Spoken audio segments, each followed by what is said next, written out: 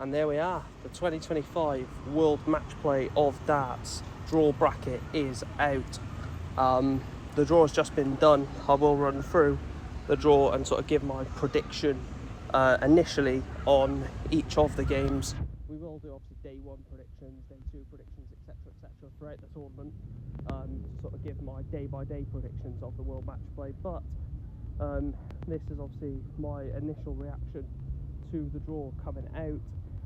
Obviously top 16 players on the left hand side in the seeded bracket, and then obviously the non-seeds on the other side. Let's get straight into it. Please make sure to smash a like on the video. As always, subscribe, follow, all that good stuff, and let me know your thoughts down below on the draw. So the first game then, Luke Humphries against Jan van Veen. Very good game. Obviously Jan van Veen, Luke Humphries play similar style, both quick, rhythmic players. I think that'll be a good one. I do think Humphries wins. I reckon Humphries beats Van Veen. Second one, Danny Noppert, Cameron Menzies. We have seen Cammy perform on the big stage against players that he's probably favourite to lose to. I think that'll be a good game between Noppert and Menzies. I do fancy the freeze though to get the job done. I think that Danny does beat Cameron Menzies. Nathan Aspinall, Vessel Nyman. Now, if you'd have asked me this 2-3 months ago, maybe a bit more, I would have said Vessel Nyman has a massive chance, where now I feel like Nathan Aspinall has grown into his own as of late and played some really good darts. I fully expect Nathan Aspinall to get the job done. I think he beats Vessel Nyman. James Wade, Joe Cullen.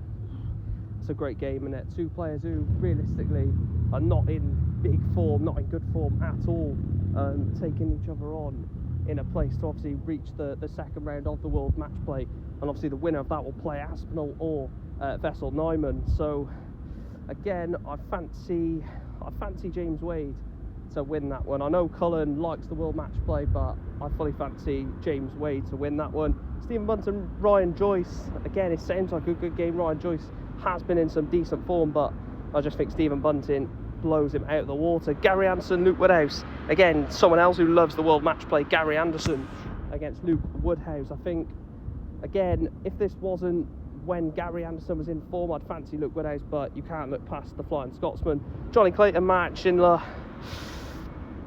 I'd love to be biased. And put Johnny Clayton through, but I see Martin Schindler doing it. Martin Schindler, again, someone who has been in some really good form as of late. Fully expect Martin Schindler to turn up, like I say, that he beats Johnny Clayton. Dave Chisnell, Mike Decker. Dave Chisnell's not the player he once was. You know, very good on the floor. TV game is very, very far away from obviously the floor game. I think Mike Decker wins simply. Luke Littler, Ryan Searle.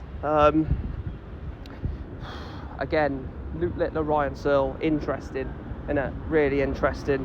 I think Littler has way too much over Ryan Searle, but Ryan Searle's a good player, don't get it wrong. You know, Ryan Searle can turn up when needed, but you'd fully expect the Nuke to get the job done.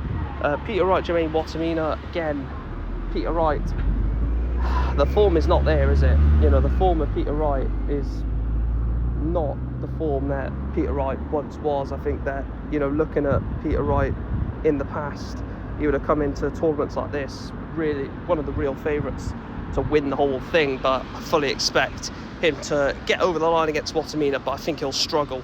Damon Heta, Andrew Gilding. Again, Damon Heta is probably in line for a Premier League spot the way he continues with his form. If he has a good run here, you'd fully expect him to be in the Premier League. He could even win this tournament, but I think that he gets past Andrew Gilding. Rob Cross, Dirk van Duijvenbode again. Voltage. I can see a way in which Dirk beats Rob Cross, but again, Rob Cross has that quality in his A game, and I think that he turns into life into the World Matchplay, and I think he wins. Mike van Gerwen, Raymond van Barneveld. 10 years ago, this would have been a really good game, where obviously Van Gerwen was in the peak of his powers. Raymond van Barneveld was still playing good, but now I just can't look past Michael van Gerwen. I think it's a one-way game. Ross Smith, Josh Rock.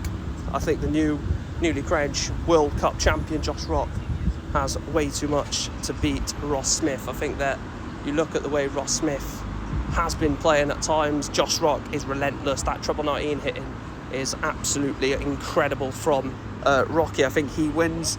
Chris Dobie, Ricardo Pietrezco.